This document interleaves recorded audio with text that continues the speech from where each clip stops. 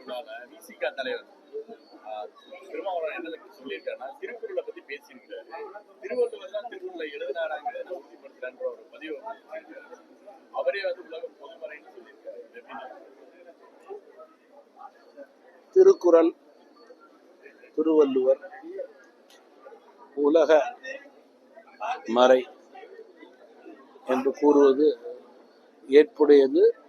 அதில் மாற்றுக்கட்டு இருப்பதாக எங்களுக்கு தெரியவில்லை. தமிழ் மாநில காங்கிரஸ் கட்சியை பொறுத்தவரையில இதிலே மாற்று கருத்து இருப்பதாக எங்களுக்கு தெரியவில்லை. இதிலே எந்த விதமான கருத்து வேறுபாடுகளுக்கும் இடம் கொடுக்க கூடாது என்பது எங்களுடைய தாழ்மையான கருத்து. மத்திய அமைச்சர் அமித்ஷா மதுரை வராது. நீங்க பாஜக தமிழகத்திலே அதிக அளவிலே வளர்ந்து கொண்டிருக்கிற கட்சி என்பதிலே மாற்று கருத்து இருக்க முடியாது. அதற்கு காரணம் தொடர்ந்து அகில இந்திய அளவிலே அதனுடைய தலைவர்கள் முயற்சி, தொண்டர்கள், பொறுப்பாளர்களை சந்தித்து அவர்களுக்கு ஊக்கமும் ஆக்கமும் பொதுவாகவே கட்சியினுடைய வளர்ச்சிக்காக கொடுப்பது. தற்போது சட்டமன்ற தேர்தல் நெருங்கி கொண்டிருக்கிற வேளையிலே அந்த கட்சியினுடைய மூத்த தலைவர், இந்திய திருநாட்டுடைய உள்துறை அமைச்சர் வருவதும் கட்சியினருக்கு ஆக்கமும் ஊக்கமும் கொடுப்பது பாஜகவுக்கு மட்டுமல்ல, அதிமுக, பாஜக, தமாக மற்றும் ஒத்த கருத்துடைய கூட்டணி கட்சிகளுக்கு தமிழகத்திலே பலம் சேர்க்கும். தமிழக வாழ்வுரிமை கட்சி வேல்முருகன் அவர் விஜயை பத்தி அந்த பரிசளிப்பு விழாவை பத்தி பேசியிருக்காரு. சர்ச்சையா போயிட்டு இருக்கு. நீங்க அரசியல் கட்சியினுடைய தலைவர்கள், பொறுப்பாளர்கள் மட்டுமல்ல, லயன்ஸ் கிளப்பா இருக்கலாம், ரோட்டரி கிளப்பா இருக்கலாம், இல்ல உதவிக்கரம் நீட்டக்கூடிய பல சங்கங்களாக இருக்கலாம். குறிப்பாக கல்வியிலே தேர்ச்சி பெறக்கூடிய மாணவர்கள், மாணவிகளை ஊக்குவிக்க வேண்டும் என்று அவர்களுக்கு சர்டிபிகேட் கொடுப்பது, பரிசளிப்பு நடத்துறது, கோப்பை கொடுப்பதெல்லாம் வழக்கமான ஒன்று, பழக்கமான ஒன்று. இது விளையாட்டில் நடைபெறுகிறது, பல துறைகளிலே நடைபெறுகிறது. எல்லா கட்சிகளிலும் இது புதிதல்ல. அப்படி இருக்கும்போது பெற்றோர்களே மாணவர்களுடைய நல்ல மதிப்பெண்ணை வைத்து யாராவது ஒரு கட்சியோ அல்லது ஒரு சங்கமோ அங்கீகாரம் கொடுக்கும் போது அழைத்து பெருமைப்படும் போது அதை வாழ்த்துவது நம்முடைய கடமையாக இருக்கின்றதே தவிர அதை பற்றி தவறாகவோ அரசியலாக்கவோ கூடாது என்பது தமாகவினுடைய கருத்து.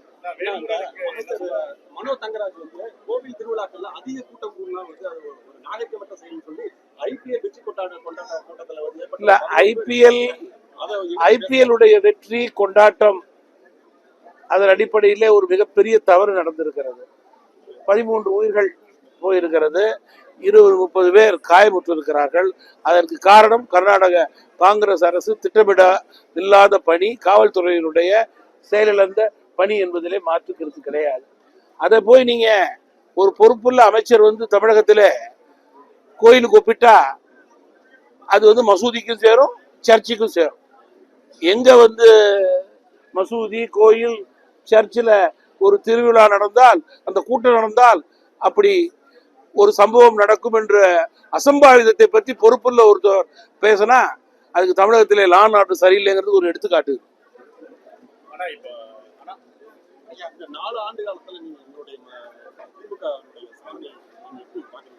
வேதனையான சாதனையாக பார்க்கிறேன். மக்களுக்கு கொடுத்த எந்த வாக்குறுதிகளையும் அரசு நிறைவேற்றவில்லை. பட்டியலிட்டு கூறலாம். எங்கு பார்த்தாலும் ஆர்ப்பாட்டம், போராட்டம், கோரிக்கையை நிறைவேற்றவில்லை என்று பத்திரிகை செய்திகளை பார்க்கிறோம்.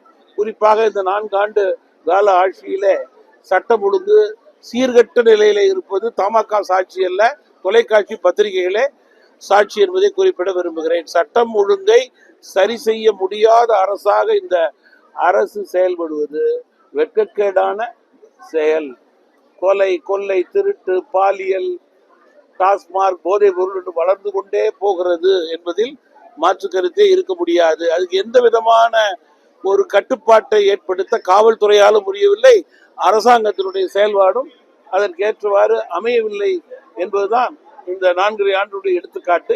பிளே ஸ்டோர் மற்றும் ஆப் ஸ்டோரில் இருந்து பாலிமர் செயலியை QR கோடு மூலம் பதிவிறக்கம் செய்யுங்கள். செய்திகளை உடனுக்குடன் பெறுங்கள்.